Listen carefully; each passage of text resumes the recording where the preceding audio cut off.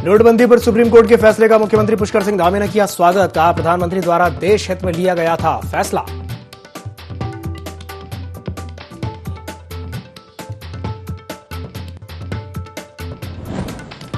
मुख्यमंत्री पुष्कर सिंह धामी ने किया आवासीय छात्रावास झड़ी पानी का लोकार्पण। स्पोकन इंग्लिश कार्यक्रम का भी किया शुभारंभ। सीएम ने कहा, शिक्षा के क्षेत्र में एक मॉडल स्टेट के रूप में विकसित हो रहा उत्तराखंड।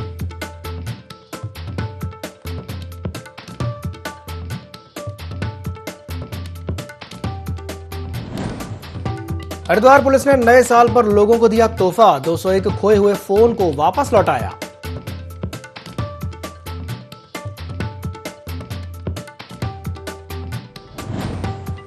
और देहरादून पुलिस ने मोबाइल चोर को किया गिरफ्तार। लाखों के मोबाइल बरामद कर 18 लोगों को लौटाए उनके फोन।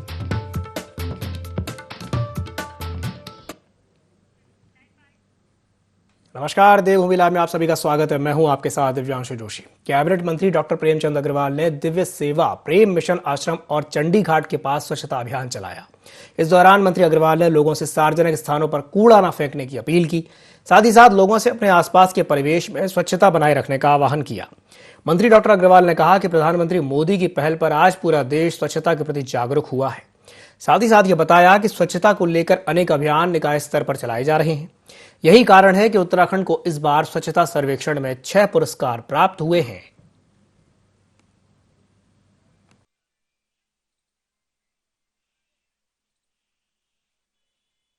2023 शुरू हो रहा है। मैं उसके आप सबको बहुत बधाई दे रहा हूँ और सबसे प्रार्थना कर रहा हूँ कि हम लोग माननीय प्रधानमंत्री जी का जो आह्वान है कि हम सब लोग अपने स्थान को स्वच्छ रखें, साफ रखें, उस नाते हम लोग अपने आसपास सफाई रखें। और आप देख रहे हैं कि जब हम सब लोग यहाँ दिव्य प्रेम सेवा मशीन के बगल में जो ये प्रांगण है, इसको आशीष भैया जी, संजय भैया जी, हम सब लोगों ने मिलके आज यहाँ साफ सफाई अभियान चलाया है। और सबसे उम्मीद कर रहा हूँ कि सब लोग इसी प्रकार का नव वर्ष के दिन भी एक संकल्प लें कि हम अपने स्थान को स्वच्छ रखेंगे। अगली खबर जनपद उत्तरकाशी के मोरी क्षेत्र से है, जहां देर रात 2 युवक खाई में गिर गए। हादसे की सूचना मिलते ही एसडीआरएफ की टीम मौके पर पहुंची और युवकों की तलाश में जुट गई। आपको बता दें कि टीम ने रेस्क्यू करके एक युवक को खाई से निकाल लिया, जिसका इलाज लगातार जारी है। तो वहीं दूसरे युवक की तलाश की जा रही है, जिसके चलते एसडीआरएफ की टीम का सर्च ऑपरेशन भी जारी है।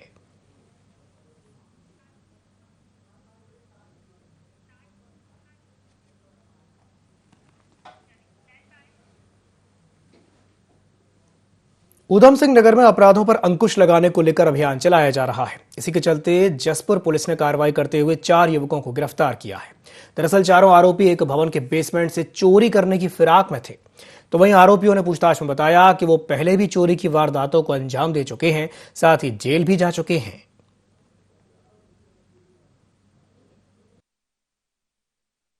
सूचना मिली कि ठाकुरद्वारा से जो खेड़ा को रास्ता जाता है, उस मार्ग पर एक बड़ी बिल्डिंग में चोरी की योजना बना रहे हैं।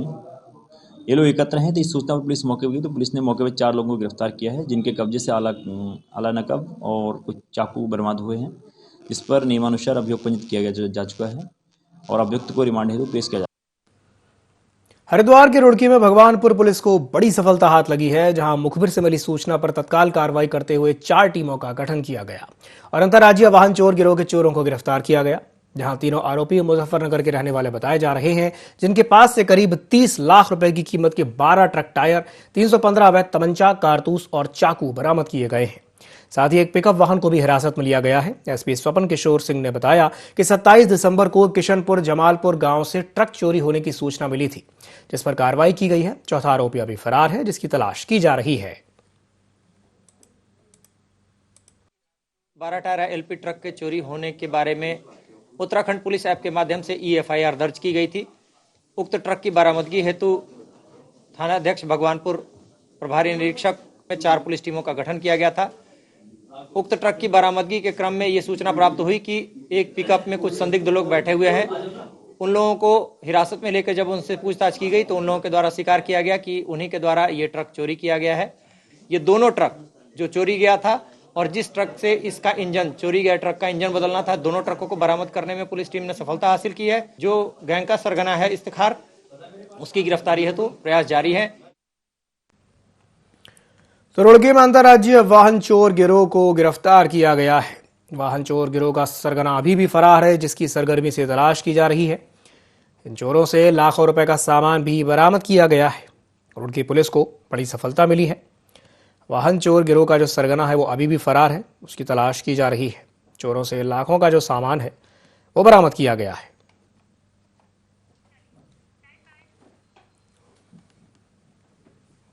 राज्यपाल लेफ्टिनेंट जनरल गुरमीत सिंह ने राजभवन में मुख्यमंत्री पुष्कर सिंह धामी से मुलाकात करके नव वर्ष की शुभकामनाएं दी और उनके उत्तम स्वास्थ्य और दीर्घायु की कामना की।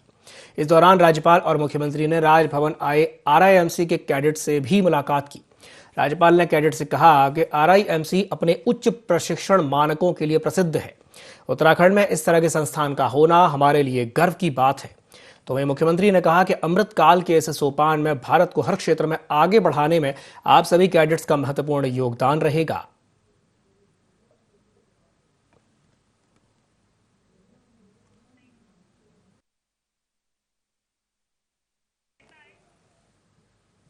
नए साल की शुरुआत लोगों ने मंदिर से की, जिसके चलते मंदिरों में भारी भीड़ देखने को मिली। इसी क्रम में गढ़वाल के कोटद्वार में प्रसिद्ध बलि मंदिर में नए साल में श्रद्धालुओं का तांता लगा रहा। हजारों की संख्या में श्रद्धालु दर्शन करने पहुंचे, जिस वजह से कोटद्वार में लंबे समय तक जाम लगा रहा। हालांकि जाम से निपटने के लिए भारी पुलिस बल सड़क पर तैनात किया गया था। ट्रैफिक इंस्पेक्टर शिव कुमार ने बताया कि नया साल होने की वजह से काफी लोग मंदिर दर्शन करने के लिए पहुंच रहे हैं। इससे निपटने के लिए जगह जगह पार्किंग की भी व्यवस्था की गई है।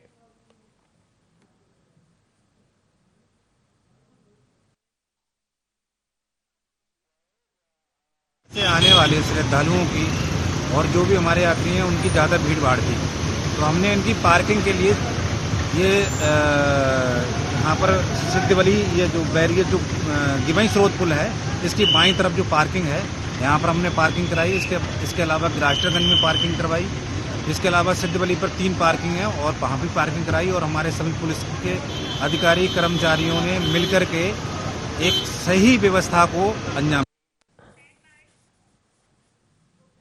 लक्सर में जिम्मेदार सियासी दिग्गजों के लापरवाह रवैये के चलते सालों से कई पुलिस चौकियां दयनीय परिस्थितियों में काम कर रही हैं। या तो किराए के खंडरनुमा कमरों में संचालित हो रही हैं या फिर जर्जर भवन में अपनी तरक्की की राह ताक रही हैं। इसका जीता जागता उदाहरण सुल्तानपुर की पुलिस चौकी का है, जो सड़क किनारे एक दुकाननुमा कमरे में संचालित हो रही है, जबकि राज्य के सीमांत क्षेत्र से सटी बालावाली स्थित पुलिस चौकी का भी कुछ यही हाल है। बीगमपुर स्थित पुलिस चौकी जर्जर पड़ी है। लक्सर नगर के एकमात्र कस्बा पुलिस चौकी का भी यही हाल है, जहां कई सियासी धुरंधरों ने पदोन्नति के नाम पर वाहवाही तो बटोरी, लेकिन आज तक निर्माण शुरू नहीं किया गया। डीएम विनय शंकर पांडे ने कहा कि एसएसपी अगर पुलिस चौकियों को पदोन्नत करने संबंधित प्रस्ताव भेजते तो प्रशासन को भूमि प्रदान करने के संबंध में तत्काल आवंटन किया जाता।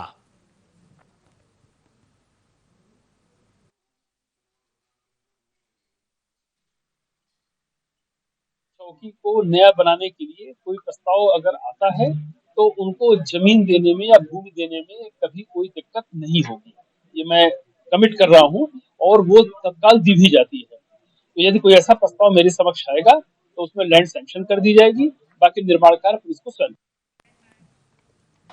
नैनीताल के हल्द्वानी में सुल्तान नगर छकाता रेंज में पार्कों की हालत जर्जर बनी हुई है और दुर्लभ प्रजाति के पेड़ विलुप्त होने की कगार पर हैं, पर प्रशासन की ओर से कोई सख्त कदम नहीं उठाए जा रहे हैं। तो वहीं कार्यरत माली का कहना है कि अधिकारी पार्क को लेकर कोई संज्ञान नहीं ले रहे हैं और हालत इतनी खराब है कि आए दिन हाथी और मवेशी अंदर घुस जाते हैं और संरक्षित पेड़ों को नुकसान पहुंचा देते हैं। आपको बता दें कि पार्क की लगातार मॉनिटरिंग ना होने की वजह से केंद्र खंडर बनते जा रहे हैं। तो वहीं इस मामले में डीएफओ बाबूलाल ने बताया कि दोनों केंद्रों को संवारने के लिए अधिकारियों को आदेश दिए जा चुके हैं और जल्द ही कार्य आरंभ कर लिया जाएगा और पार्क को लोगों के लिए खोल दिया जाएगा।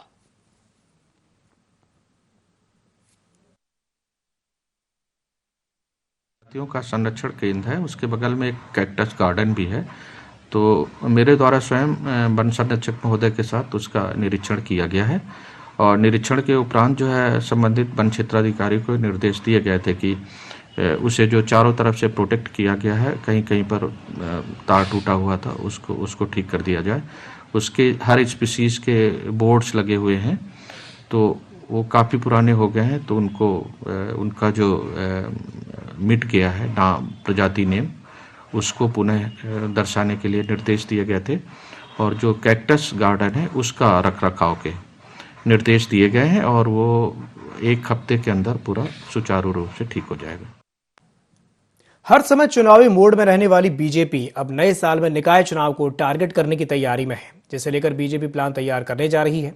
उनके मुताबिक निगम हो या नगर पालिका, सभी में जातिगत और क्षेत्रीय समीकरणों के आधार पर ही कैंडिडेट सिलेक्शन होगा। बीजेपी प्रदेश अध्यक्ष महेंद्र भट्ट ने बताया कि बीजेपी का पूरा फोकस नवंबर 2023 में होने वाले नगरीय निकाय चुनाव पर है। बीजेपी इसे लेकर के प्लान की तैयारी कर रही है। सोशल इंजीनियरिंग के हिसाब से निकायों से आंकड़े जुटाने शुरू कर दिए गए हैं। किस निकाय में कौन सा समुदाय डोमिनेट कर रहा है, वहां कौन सा नेता प्रभावी है, चाहे वो किसी भी दल का क्यों ना हो, बीजेपी उनका लेखा जोखा तैयार कर रही है।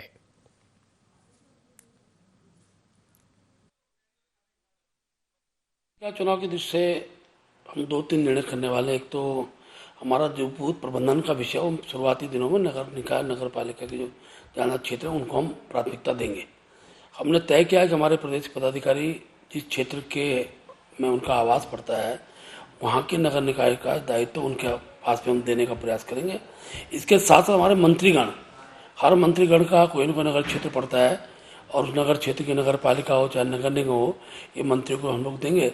हम नगर पालिका नगर निगम चुनाव में भी सभी कार्यकर्ताओं को इन्वॉल्व करते हुए, सभी कार्यकर्ताओं सहयोग लेते हुए उनमें हम विजय प्राप्त करेंगे। हम इस बात का विशेष ध्यान रखेंगे जिस क्षेत्र में जिस समुदाय की संख्या सर्वाधिक हो, खासतौर पर रिजर्वेशन भी पक्ष होता है। बहुत सी नगर निगम में रिजर्वेशन का एक अलग, कहीं महिला होगी, कहीं अनुसूचित होगा।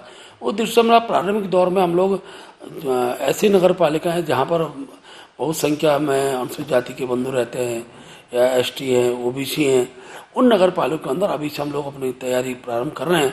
और बड़ी संख्या में ऐसे जनप्रतिनिधि जिनका उनके क्षेत्र में प्रभाव है, उनको पार्टी से जोड़ने का हम लोग काम करेंगे। वन विकास निगम के अध्यक्ष कैलाश गहतोड़ी हल्द्वानी जेल का निरीक्षण करने के लिए पहुंचे, जहां उन्होंने जेल में साफ सफाई और अन्य व्यवस्थाओं का जायजा लिया। वन विकास निगम के अध्यक्ष कैलाश गहतोड़ी जेल का निरीक्षण करने के लिए पहुंचे थे। कैदियों के लिए विभिन्न सुविधाओं को देख करके उन्होंने जेलर की पीठ थपथपाई। साथ ही साथ ये भी कहा कि पिछले 1 साल में जेल में बहुत बेहतरीन काम हुए हैं। स्वच्छता के मामले में जेल मेरे घर से भी ज्यादा स्वच्छ है। तो वहीं उन्होंने जेलर के रिटायरमेंट के बाद भी उनके कार्यकाल को बढ़ाने की बात कही।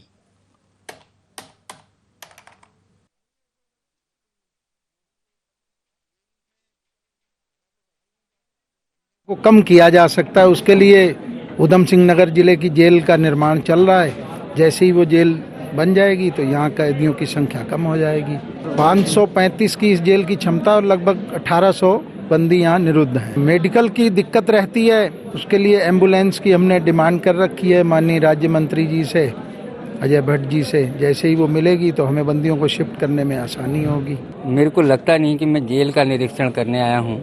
मुझे ऐसा लग रहा है कहीं ऐसी जगह आया हूँ, कहीं मेला लगा है और बहुत शानदार, सब लोग खुशी मना रहे हैं। किसी भी डिपार्टमेंट का हेड अगर उसका माइंडसेट इस किस्म का होता है, अंदर आकर के कितना सुंदर वातावरण और ये भवन, चित्रकारिता और सफाई, क्या क्या सुविधाएं यहाँ दिख रही हैं, मुझे नहीं लगता मैं जेल में आया हूँ। मैं बहुत धन्यवाद देता हूँ जेलर साहब को। और आप जैसे जेलर अगर प्रत्येक जेल में होंगे तो आपसे कैदी जो है संस्कार भी लेंगे और कुछ कर गुजरने की तमन्ना भी रखेंगे और बाहर निकलेंगे तो मेरे ख्याल से राष्ट्र निर्माण में अपना योगदान भी देंगे। मुख्यमंत्री पुष्कर सिंह धामी ने नोटबंदी के फैसले को सही ठहराने वाले सुप्रीम कोर्ट के फैसले का स्वागत किया है। मुख्यमंत्री ने कहा कि सुप्रीम कोर्ट ने मोदी सरकार के 2016 में नोटबंदी के फैसले को सही माना है। उन्होंने कहा कि नोटबंदी के फैसले को आर्थिकी के आधार पर लिया गया था। नोटबंदी के फैसले के बाद देश के कई राज्यों में चुनाव हुए, जिस पर पूर्ण बहुमत के साथ बीजेपी सरकार बनी। मुख्यमंत्री ने कहा कि जनता ने भी मोदी सरकार के नोटबंदी के फैसले को सही ठहराया था। तो वहीं वित्त मंत्री डॉक्टर प्रेमचंद अग्रवाल ने भी सुप्रीम कोर्ट के फैसले की सराहना की है। मोदी जी जो हमारे देश के बहुत ही यशस्वी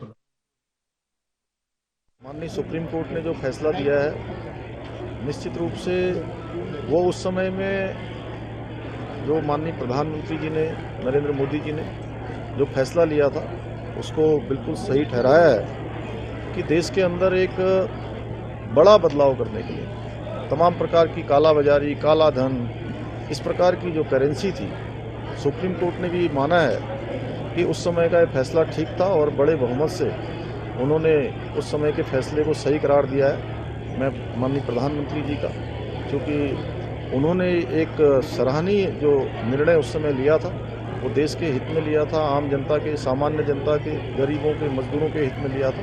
मैं प्रधानमंत्री जी का अभिनंदन करता हूँ। सुप्रीम कोर्ट का आज सुप्रीम फैसला है, मैं उसके लिए बहुत अभिनंदन कर रहा हूँ, स्वागत कर रहा हूँ। नोटबंदी के खिलाफ जिन लोगों ने याचिका लगाई थी उसको खारिज किया सुप्रीम कोर्ट ने, और ये वास्तव में माननीय मोदी जी जो हमारे देश के बहुत ही यशस्वी प्रधानमंत्री हैं और जिनके नेतृत्व में देश भी आगे बढ़ रहा है, सरकार भी जनहित में फैसले ले रही है। और जिस प्रकार से नोटबंदी का जब फैसला लिया गया था उसमें चाहे आतंकवाद के खिलाफ चोट की बात हो, चाहे ब्लैक मनी को बाहर करने की बात हो, यानी कि अर्थव्यवस्था को ठीक करने के लिए और सुरक्षा व्यवस्था को ठीक करने के लिए जो निर्णय माननीय मोदी जी ने लिया था उसको सुप्रीम कोर्ट ने भी आज ठीक ठहराया है। तो 8 नवंबर 2016 को एक ऐतिहासिक फैसला लिया गया था नोटबंदी का, जिसे लेकर के सुप्रीम कोर्ट ने इसे बिल्कुल सही ठहराया है, जायज ठहराया है। और इसी खबर पर अधिक जानकारी को साझा करने के लिए हमारे साथ हमारे सहयोगी आकाश गौड़ जुड़ गए हैं। आकाश, जिस तरीके से सुप्रीम कोर्ट ने इस फैसले को सही ठहराया है, ये कहा जा सकता है कि ये उन लोगों के गाल पर तमाचा है जिन्होंने इस फैसले को गलत माना था, गलत ठहराया था। क्या कहेंगे इस पर?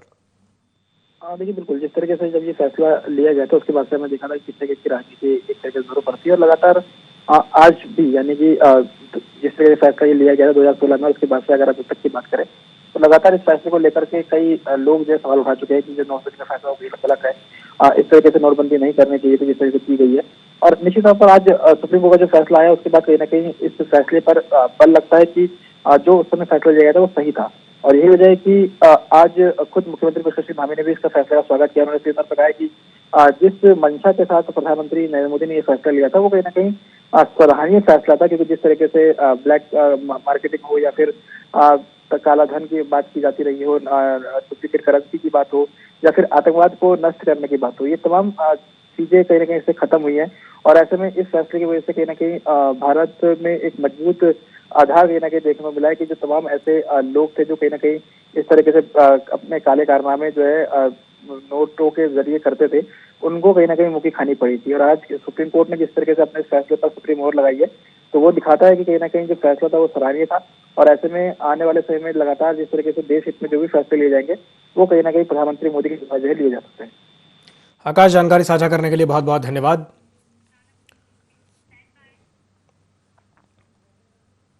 चमोली के गोचर में स्वास्थ्य व्यवस्था बदहाल है, जिसे लेकर कांग्रेस कार्यकर्ताओं ने सरकार से विशेषज्ञ डॉक्टरों की तैनाती की मांग की है। साथ ही सांकेतिक तालाबंदी करने की भी चेतावनी दी। आपको बता दें कि डॉक्टरों के अभाव के चलते लोगों को मुसीबतों का सामना करना पड़ रहा है। कांग्रेस के जिला अध्यक्ष मुकेश नेगी ने विरोध जताते हुए कहा कि कांग्रेस सरकार में सामुदायिक स्वास्थ्य केंद्रों का विस्तार हुआ था, पर मौजूदा सरकार के आने के बाद बंदी के कगार पर पहुंच गया है। साथ ही साथ ये भी कहा कि अस्पताल में कोई भी विशेषज्ञ डॉक्टर नहीं है। इसकी वजह से लोग इलाज के लिए श्रीनगर, देहरादून जाने के लिए मजबूर हो गए हैं। तो इस साल के आखिरी दिन भी 2 लोगों को डॉक्टरों के अभाव के चलते अपनी जान गंवानी पड़ी।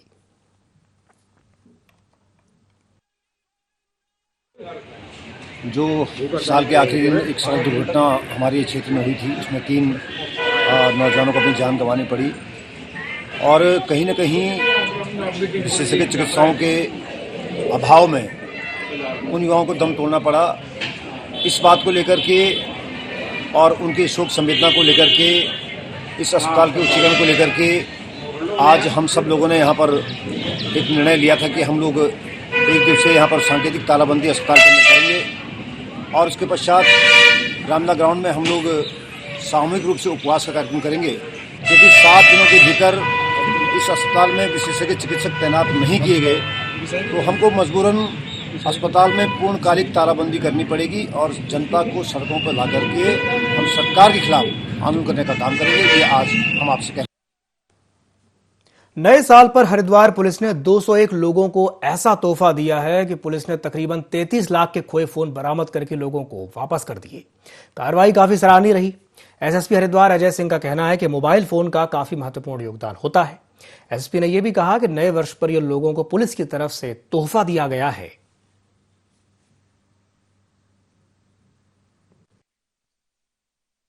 पूरी टीम है, उनको ढेर सारी बधाई, क्योंकि नंबर्स के रूप में एक तरीके से एक उपहार के रूप में उन्होंने फ़ोन दिया है। और मेरे साथ कई संख्या में लोग यहाँ पे हैं जिन्हें फ़ोन मिला है, क्योंकि जिस व्यक्ति का फ़ोन खो जाता है उसे मुझे लगता है कि वो उम्मीद ही छोड़ देता है कि उसे फ़ोन मिल जाएगा। जी, मैं पुलिस की तारीफ करूंगा और 9 वर्ष के अवसर पे जो पुलिस ने सराहनीय कार्य किया है, इसके लिए कप्तान साहब और तमाम जितने इनके सपोर्टिंग अधिकारी हैं, कर्मचारी, उनका सबका मैं धन्यवाद करता हूं। और एसओ बहादुराबाद जो निदेश सर में, उनका भी धन्यवाद, उन्होंने मेरी मदद करी है।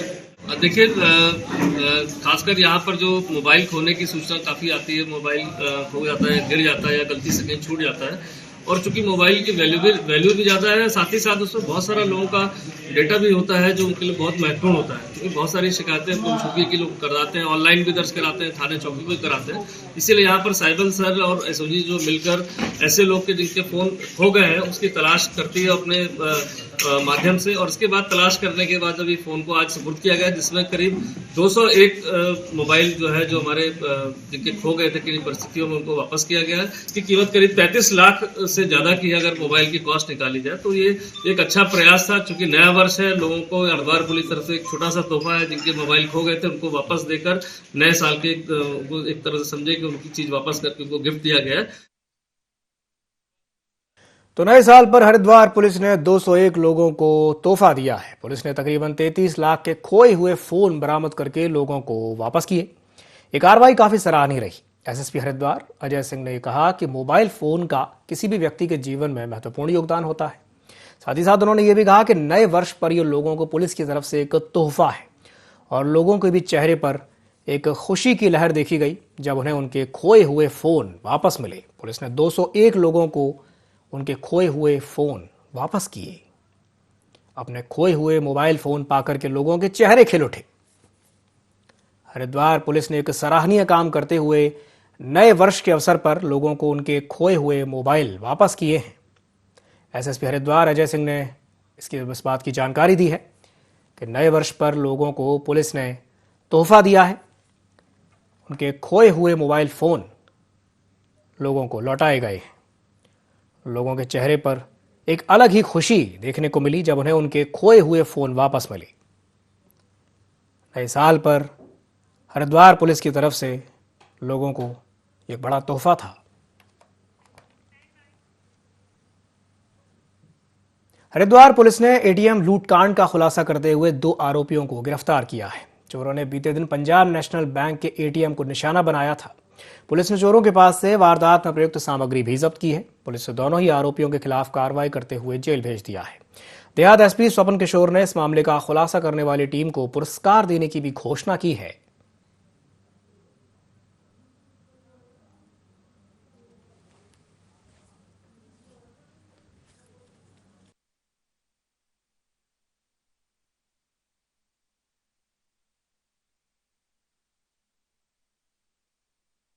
पथरी क्षेत्र अंतर्गत पीएनबी धनपुरा के बाहर एटीएम को तोड़ने का प्रयास कुछ लोगों के द्वारा किया गया था। इस संबंध में अभियोग पंजीकृत करते हुए साक्ष्य संकलन की कार्रवाई को अमल में लाते हुए पुलिस टीम के द्वारा 2 अभियुक्तों रिंकू उर्फ आवारा और अंकित निवासी धनपुरा को गिरफ्तार किया गया है। और चूंकि ये एटीएम तोड़ने में सफल नहीं हो पाए थे, तो एटीएम में के 6 बैटरियां चुरा कर ले गए थे। इन दोनों अभियुक्तों को गिरफ्तार करने में पथरी पुलिस को उल्लेखनीय सफलता हासिल हुई है। इसी के साथ बुलेटिन में फिलहाल के लिए इतना ही। दीजिए इजाजत। नमस्कार।